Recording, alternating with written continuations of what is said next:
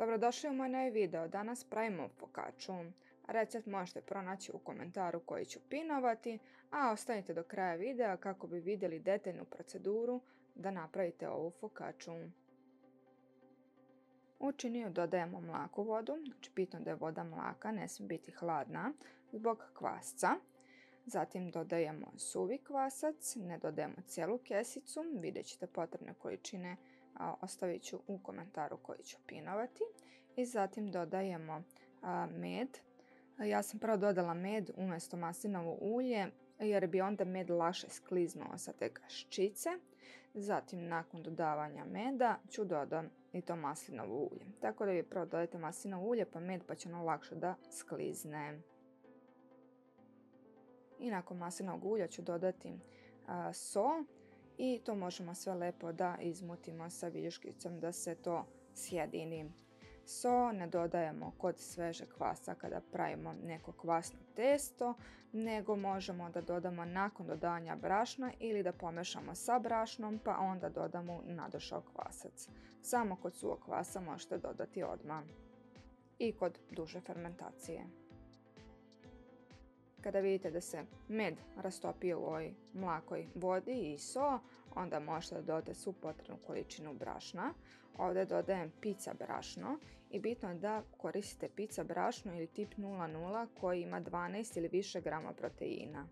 Bitan je jako protein kod duže fermentacije kako bi dobili one velike balončiće. Ovo brašno se koristi, kao što i sam naziv kaže, kod pizza za koje koristimo dugu fermentaciju 12 ili više sati u frižideru. Ovdje ćete dobiti vrlo lepljivo testo i kada više ne možete sa viljuškom, sa varjačom, onda ga umesite rukom i kao što kažem vrlo je lepljivo testo, ali će ono kasnije da dobija strukturu zahvaljujući tom proteinu koji ima visok udeo u samom brašnu. Ona pomaže da se i gluten lepo razvije, odnosno kad raširimo testo dobijemo onu paukovu mrežu kao što ste vidjeli na snimcima gdje prave pice.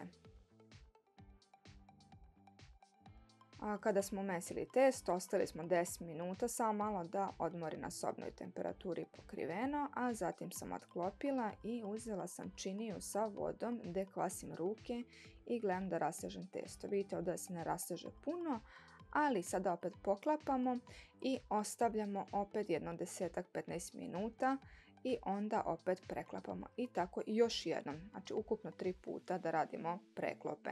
Sad ćete vidjeti ovdje kako se više rasteže u odnosu na prvi put.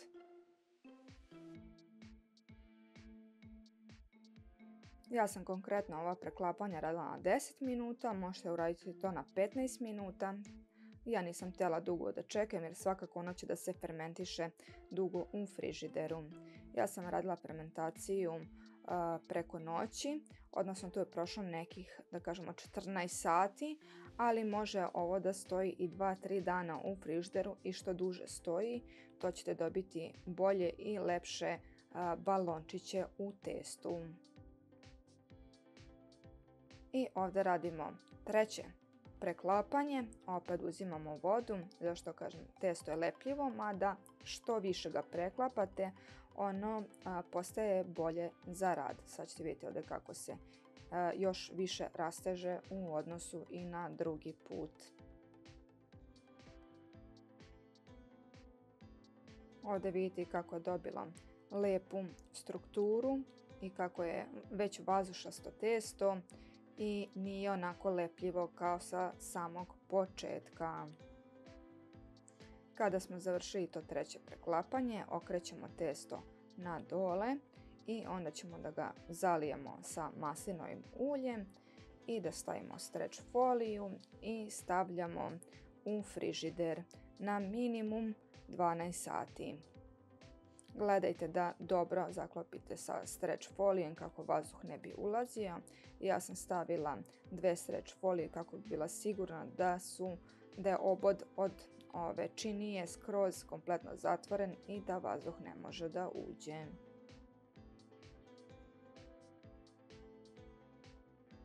Ova focaccia je tako lepa, hrskava je od spolja, iznutra mekana i vazdušasta. Verujem da bi bila još bolja sa fermentacijom od 48 ili 72 sata. Tako sljedeći put ću isprobati i taj način, pa ćemo okačiti na mom Instagram profilu, također i na TikToku, pa možete vidjeti.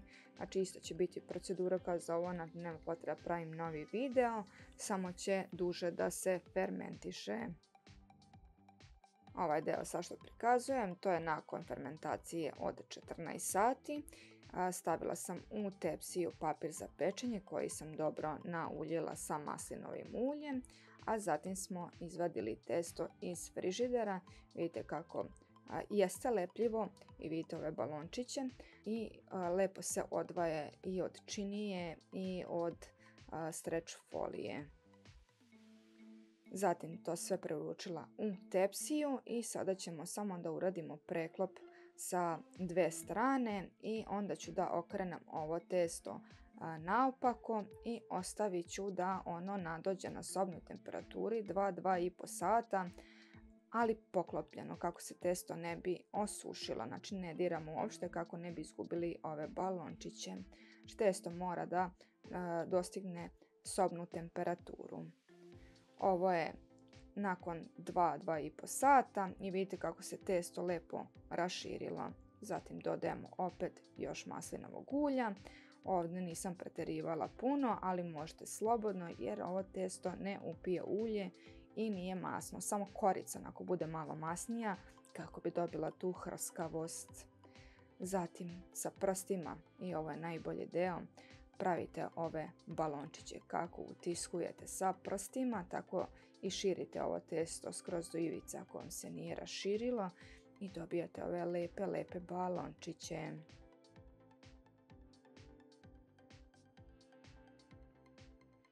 Sada možemo da dodamo topinge po želji. Ja sam dodala ovdje sveži ruzmarin, ali koji je bio potopljen u maslinovom ulju. Ako dodajete ruzmarin, obavezno ga potopite u maslinovo ulje kako ne bi odmah izgoreo u rerni.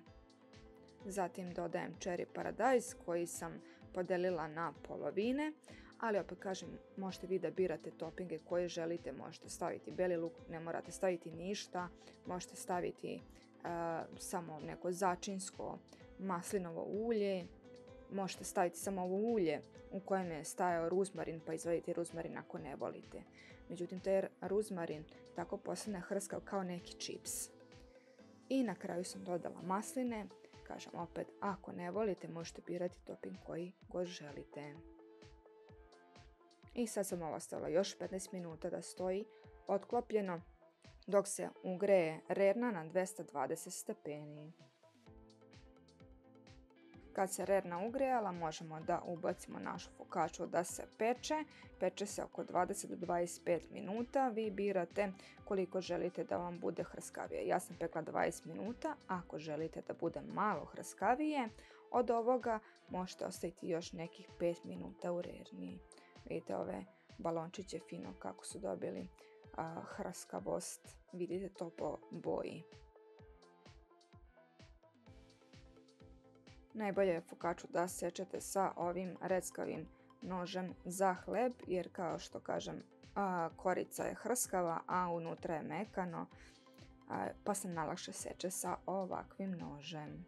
Vidite kako ima balončiće unutra i kako je, već vidite kako je lepo fino vazdušasto, a ja ne mogu da opišem koliko je lepa fokača. I žao mi je što nisam ranije ovo probala da napravim, uopšte nije komplikovano, lako se pravi, samo što eto procedura malo traje. Čim se deci bude prijela pizza, odmah pravimo pizza testo sa dugom fermentacijom. I naravno da snimim to, pa ću da sredim video i da okačim. Ovdje stavljam maslac sa začinskim biljem i sa belim lukom. Jako lako se pravi. Ako želite da napravim video, pišite u komentaru. Ovo je odlična kombinacija sa ovim maslacem. Nadam se da vam se dopao video, tako ne zaboravite da ga lajkujete, da komentarišete i da zapratite moj kanal ukoliko do sad niste kao znak podrške. Uživajte, prijatno!